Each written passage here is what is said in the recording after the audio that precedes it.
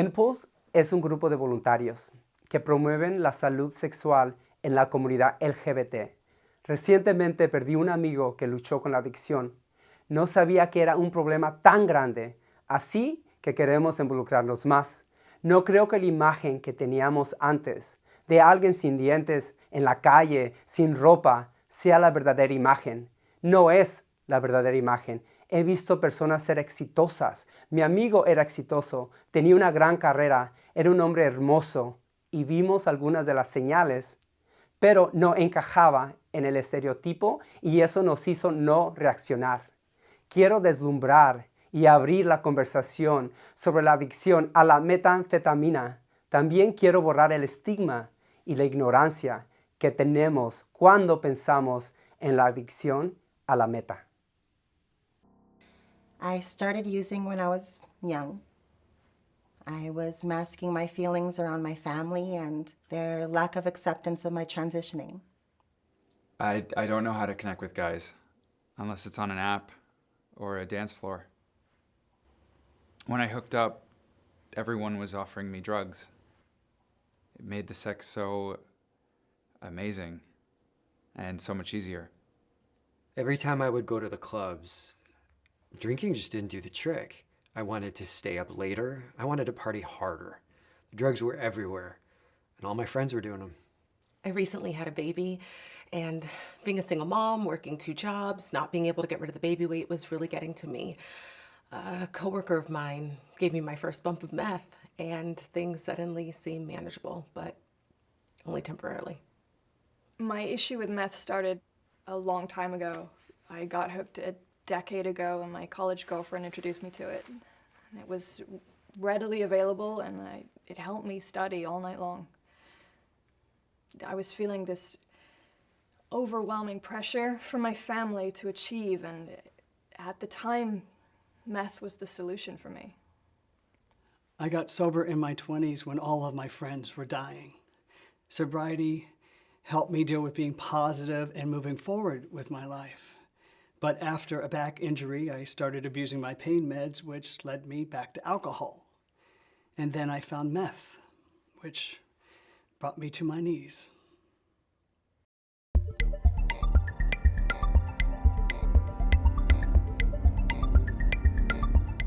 We start using for a reason, and then it turns on us.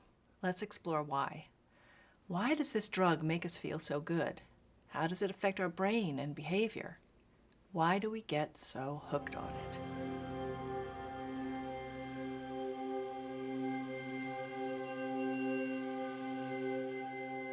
When we experience something we like, a message travels to the reward center of the brain, and we feel pleasure.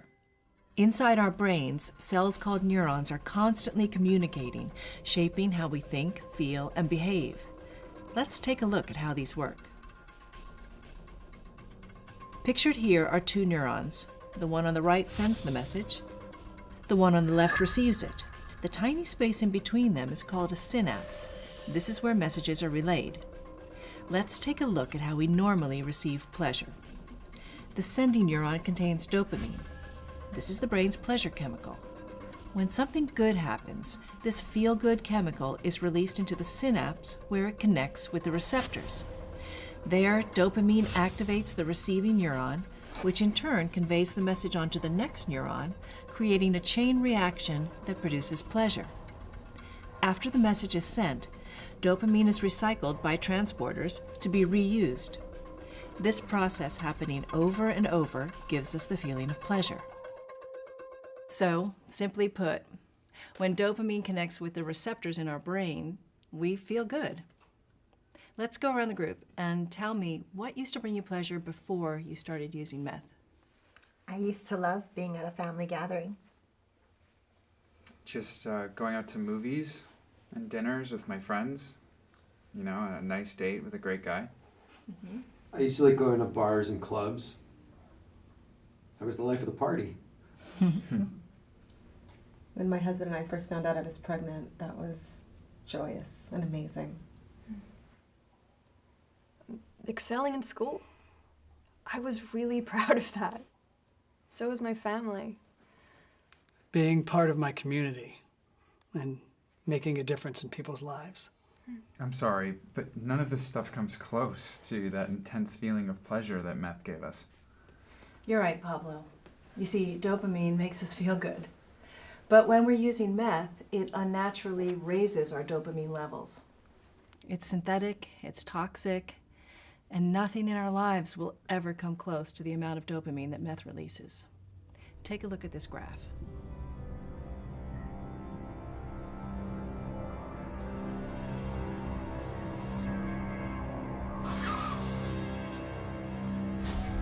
Confidence.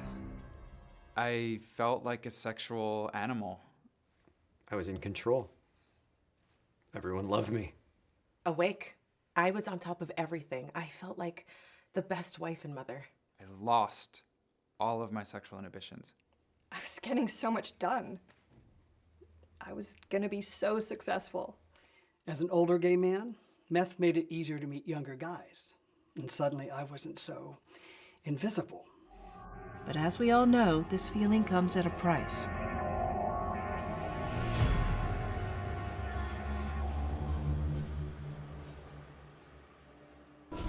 Meth unfortunately stimulates our brain to release all of its dopamine at once. Meth enters the bloodstream and travels to the reward center in the brain. That's where it invades the sending neurons. Meth causes dopamine to unnaturally leak into the neuron, then spill into the synapse. Meth blocks the transporters, which normally recycle that dopamine back into the sending neuron. This keeps the levels abnormally high, overstimulating our brains. Thus, we feel a powerful wave of pleasure, sometimes lasting as long as 8 to 12 hours from one dose. Meth causes dopamine to flood our receptors. Eventually, we exhaust the body's dopamine supply. Our body exhausts and we feel like we're running on empty, and then we crash. Once I crashed, I just wanted to sit in a corner and die. Sometimes I would sleep for days. Actually, it was more like a blackout. I would call anyone, just begging for more. I couldn't get out of bed unless I had more meth the next day. Suddenly nothing else mattered except more. It's like, what homework? What tests? I just didn't care. The loneliness was literally unbearable. I hear this over and over, that suddenly meth takes over, no matter what your situation in life. It hijacks your brain, keeps you up and going for days, and then suddenly you crash like a car hitting a wall. Medically speaking, this is because all the dopamine gets used up, and it takes our bodies nearly 10 days to replenish it.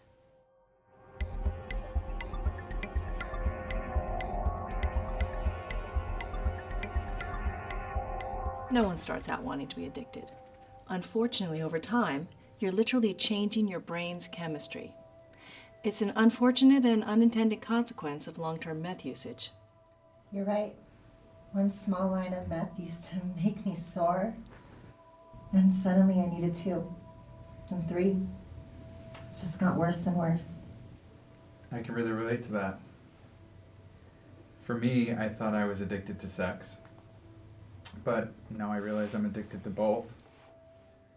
I couldn't have normal sex anymore. It all had to be heavier, darker, somewhat demoralizing. Always with more and more meth.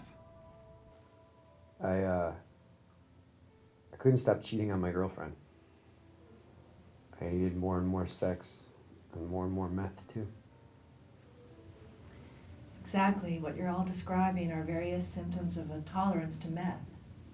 Basically, the same dose of meth is no longer producing the same high. We up the dose, our brains ask for more. It's a never-ending cycle, and it's usually happening quicker than we even think. I was using so much and lying about it. My doctors couldn't figure out why I was suddenly intolerant to my HIV meds. I went from snorting it to smoking it to shooting it. When the regular dose is no longer giving us the same rush, we take more. But now, when meth reaches the brain, it finds a lot less dopamine.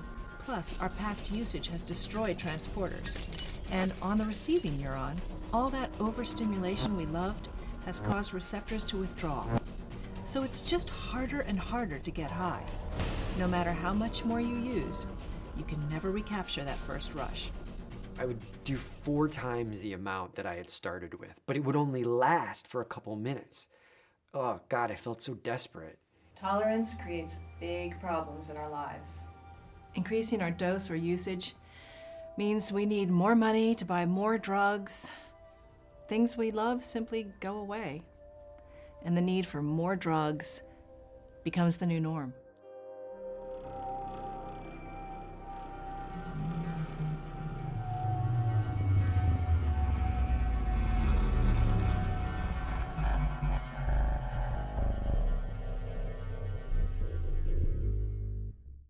I looked through my keyhole for hours and hours.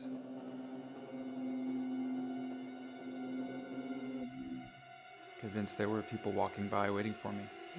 I used to peer through the windows of my apartment because I was convinced that there was somebody out there waiting and watching me.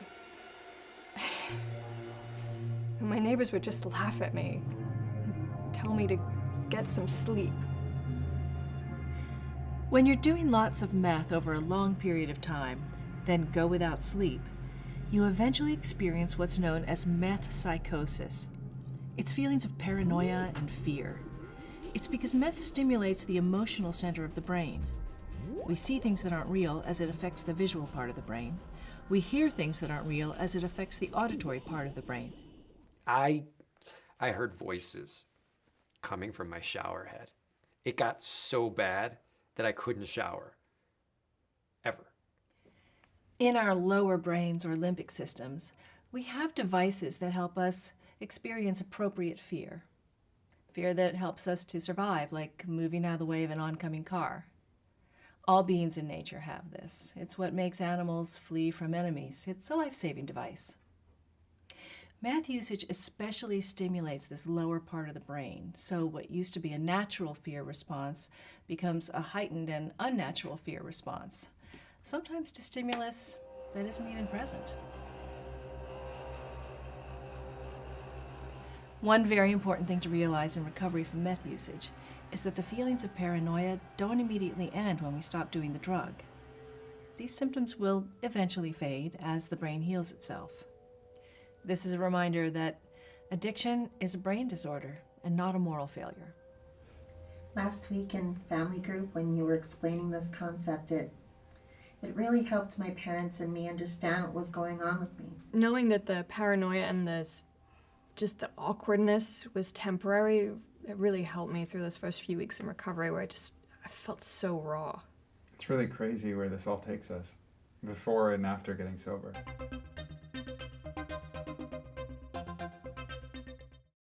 I'd like to talk to you about how this dopamine plays into the disease model of addiction. What do I mean by disease? A disease has a cause and an effect. It has a target organ, in this case it's the brain. Its symptoms are reproducible from one patient to the next, meaning what we see in patient A can be reproduced in patients B, C, and D. The symptoms of addiction are continued use despite adverse consequences, craving, obsession, loss of control, and I would add denial to this list. Denial is inherent in the very definition of addiction to me. As an addict, I'm unable to see myself clearly and truly and honestly. I can see other people's issues, I can't see my own. So when we have a recovery community that's so strong at a place like La Fuente, we sit in the middle of this recovery community and we hear other people's issues and what's going on with them. Mind you, their symptoms, which are reproducible in me, and there's something in their share that'll even passively lift the veil of denial for me, and I will be able to change something in my life, which may divert me from relapse.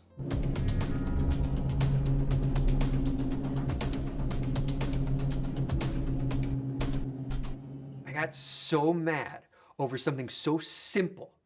It's like I had no control over my emotions at all. What did you do with my phone? Why are you hiding my phone from me, huh?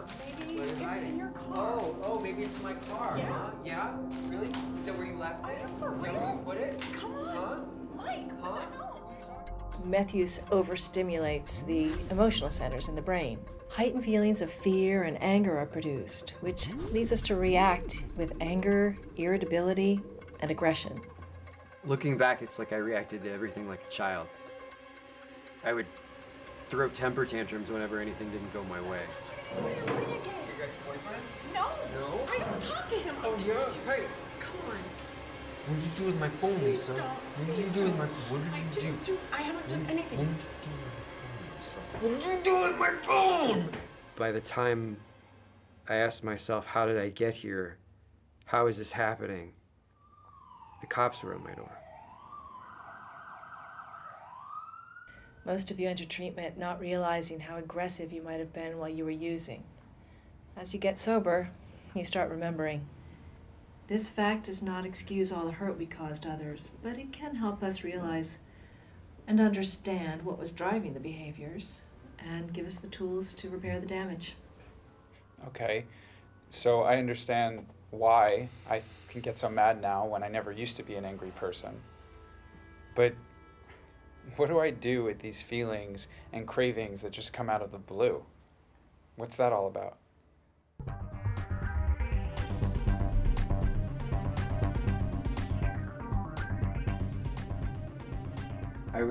I would get so angry. It was almost like something else took over. I don't know where the thought comes from, but with no warning and with no apparent reason, I feel like using. As we've talked about, meth creates a lot of dopamine, which creates that intense pleasure we've been talking about. Our brain actively connects the people, places, and things that create the pleasure during our drug high. I can't go to clubs or bars that I used to go to. If I see the people or I hear the music, it makes me want to get high. I used to think I was unique because I'm gay. But hearing you say you can't go out to nightclubs and bars makes me realize I'm not that different. Let's take a look at triggers. Identifying and understanding them is a key component to recovery. Triggers fall into two categories: external triggers and internal triggers. External triggers are the people, places, and things we associate with using.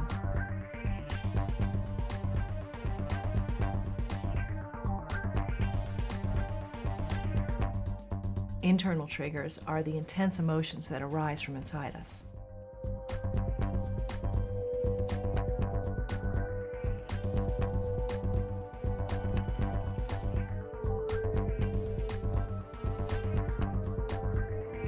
When we come into contact with any of these triggers, our brains release dopamine, which causes us to crave. One of the most important parts of early recovery is to respect and honor the triggers with an action plan. I had to make new friends. I had to repair my relationship with my girlfriend. I had to get new hobbies, pretty much change everything. I removed all the sex hookup apps from my phone. I also stopped going to large dance clubs unless I had a very specific reason for being there, like a close friend's party. I stopped driving through the neighborhoods where I used to score. I had to admit that I was both an alcoholic and an addict. I also worked closely with my doctor to make sure that I didn't self-prescribe my medications. Relationships of all types are so hard for me. My family already causes me so much stress, and now every interaction with them is amplified because of my using. In recovery, I had to find a way to be at peace with myself and everyone around me, or I knew I'd use again. The most important thing to know about emotional triggers is which emotions are the most potent for you. If anger's your trigger, then know it and work on it. I had to realize it's okay to ask for help taking care of my child.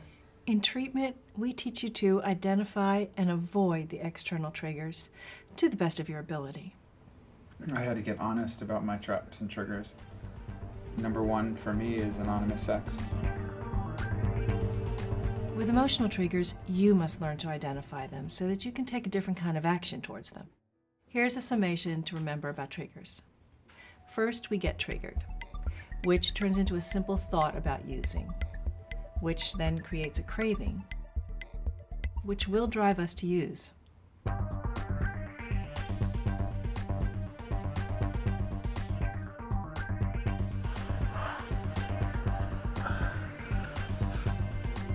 In recovery, we have to stop this trigger thought craving process immediately after the thought. In recovery, we learn the tools to successfully accomplish this.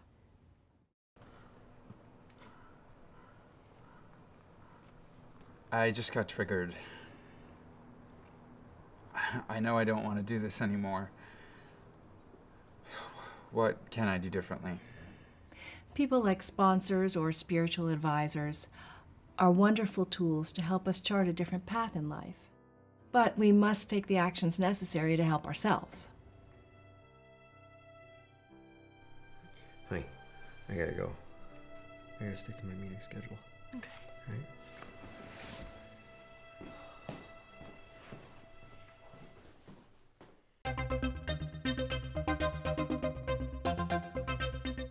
Coming into a group dynamic lowers the shame, pure and simple. That's why 12-step programs work. They lower shame. You come into a group, you're able to share your own stories, you're able to hear it from somebody else and say, oh my gosh, I'm not alone. I'm not the worst of the bunch. You know, the 27-year-old that's coming out that is still experiencing an explosion in his sexuality and also exploding in his coming out of who he is and wanting to grab that and seize it, has a very different perspective on life than the guy who's 55, been there, done that. It's like looking at their motivation and why they're doing it. Treating the entire person, we can't just look at one particular behavior. Because you know what? People are more than just their addiction. They've got to remember that, we got to remember that. Yeah, sex can be affirming instead of just bad behavior. Most women use methamphetamine as a way to self-medicate or as a way to lose weight or control their weight. And in my experience, especially working at Needle Exchange, most of the women I spoke to had, kind of complex compound trauma in their history, and methamphetamine is, at least in the beginning, a really effective way of kind of dealing and existing day to day. Women do need specific interventions because our experience with drug use is different. I think we use drugs for different reasons than men. Methamphetamine drug addiction is very powerful, but we have to figure solutions out.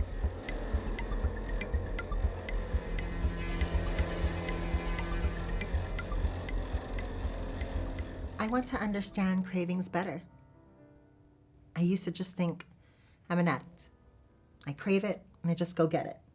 But what's driving that thought process? Good question. Let me address that in a real-world scenario. Let's say you're in a store and you see something you want, but it's really expensive. Your upper rational brain will say, you can't really afford that, and you don't really need it anyway.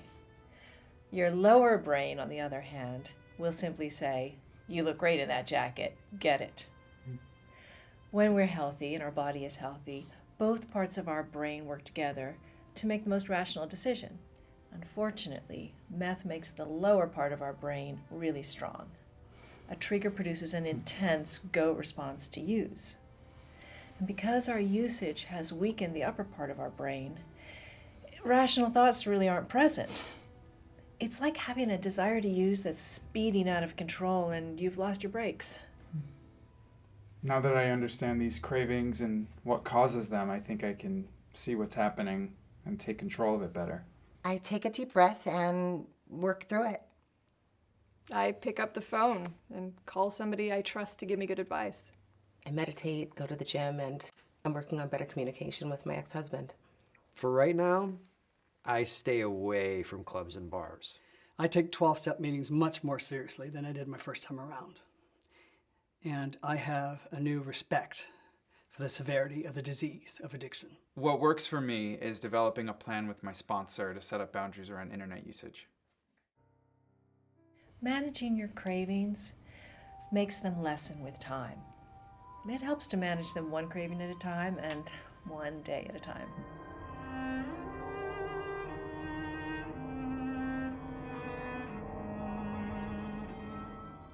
Let's talk about what's ahead for you on the roadmap to recovery. Stage 1 is the withdrawal stage. They told me when I started that it would take about 60 days for the cloud to lift. The cravings didn't leave me at all for 7 to 12 days straight. I was really scared. I didn't want to do anything. Nothing sounded fun. All I wanted to do was sleep. I was off meth. Suddenly I was getting violently sick from my HIV medications. I was in such despair.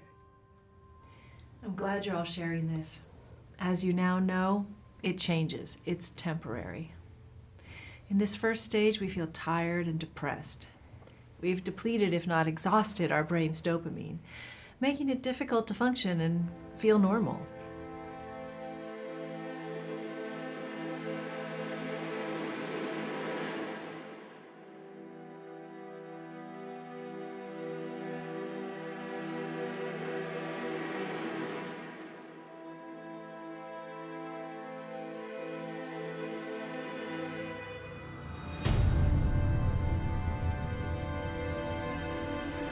There's another stage following this that people refer to as hitting the wall. It's a complete lack of enthusiasm and lack of pleasure with anything. It's so important to acknowledge this stage and to know it's temporary. Feeling good again without meth or any other drug takes some time. I did everything they told me to do, and it still wasn't changing. I started doubting the recovery process. I got a new apartment. I got reemployed. But I was still so depressed. Even though my grades had improved and I was back on a normal schedule, I just felt so directionless at times. I started doubting whether I was really an addict, just like I had doubted my alcoholism 10 years earlier. Activities that used to bring us such joy now disappoint us. Patience will prevail during this stage. The way you feel will get better.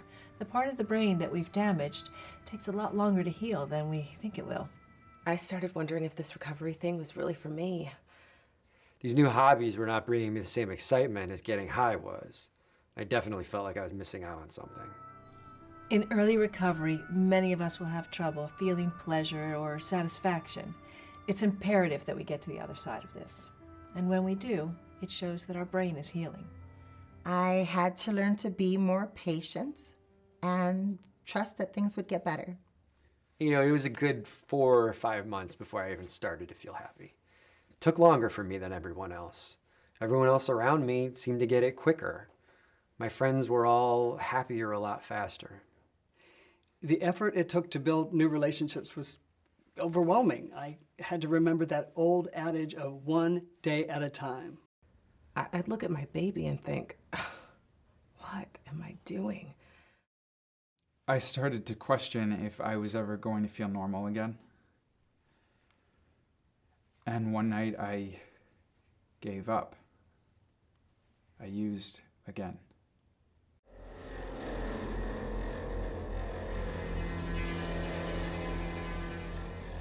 Unfortunately, relapse is common during this stage, as feelings can overwhelm us. That's why most recovery programs will stress using the tools that we learn here to get to the other side. Acceptance. Surrender. Understanding. Self-love. Growth. Spirituality. When we started using, we didn't understand the consequences. We just wanted to be understood, to find a connection, to have fun, to be in control, to be at your best, to feel good. Before we knew it, the damage was done. The good news is, when we stop using, the brain will heal. Life begins again.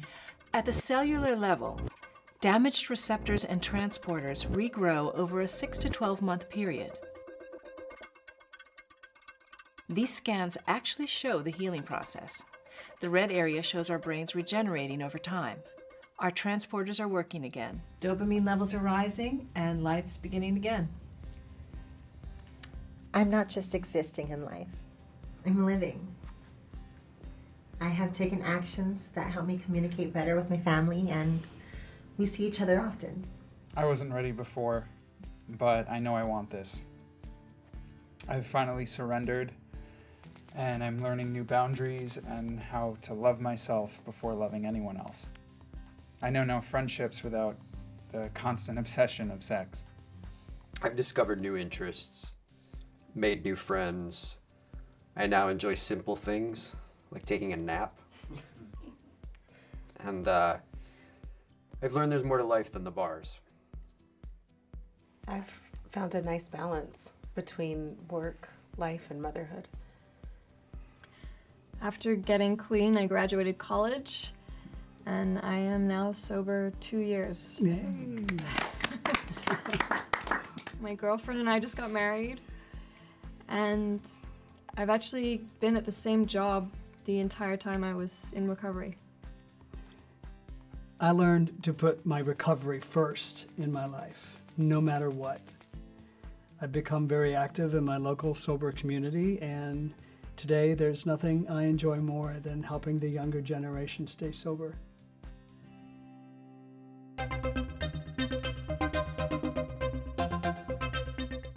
La adicción a metanfetamina sigue siendo un gran problema en nuestra comunidad. Lo más importante para mí es que ustedes sepan que existe esperanza, porque cuando eres adicto o amas a alguien que es un adicto, uno después de mucho tiempo puede perder la esperanza. La información científica sobre la adicción es muy importante para poder entender lo que un adicto está realmente pasando en su mente y en su cuerpo. Es con esta información que nosotros podemos sentir más compasión y ayudar al adicto a salir de la oscuridad y entrar y encontrar la luz. Espero que hayamos logrado eso con este video.